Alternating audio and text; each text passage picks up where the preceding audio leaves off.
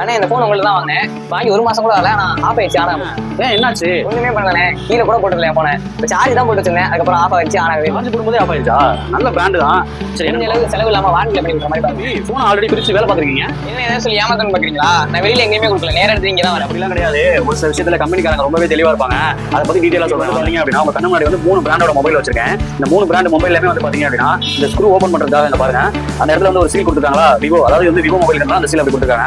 அடுத்து வந்து பாத்தீங்கன்னா அது வந்து ரியல்மி மொபைல், அது வந்து பாத்தீங்கன்னா அது பாத்தீங்கன்னா O+ ஒரு சீல் கொடுத்துருக்காங்களா. இந்த மாதிரி எல்லா மொபைலுமே இதுல பாத்தீங்கன்னா எம்ஐ மொபைல், இதுல வந்து எம்ஐங்கிற சீல் கொடுத்துருக்காங்களா.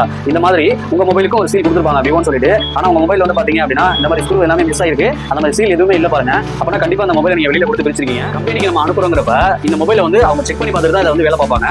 செக் பண்ணும்போது பாத்தீங்கன்னா இந்த சீல் இல்ல அப்படின்னா அவங்க அதை வேலை பார்க்க மாட்டாங்க. நான் சொன்னேன் என்னன்ட்ட யூடியூப் பார்த்தாலும் பிரிக்கலாம் சரி வராது. அவனால கேட்கல. இப்ப நீங்க கீழே போட்டு உடைச்சிட்டீங்க, தண்ணியில போட்டீங்க, ஏதாவது ப்ராப்ளம் பண்ணிட்டீங்க அப்படின்னா நீங்க வந்து பக்கத்துல கடையிலயோ நீங்க பிரிச்சு பாக்குறதெல்லாம் ஓகே தான் தம்பி. என்ன பண்ணலாம்னு சொல்லுங்க. பட்ஜெட்ல ஏதாவது கம்மியா பண்ணி தந்தாரு தம்பி.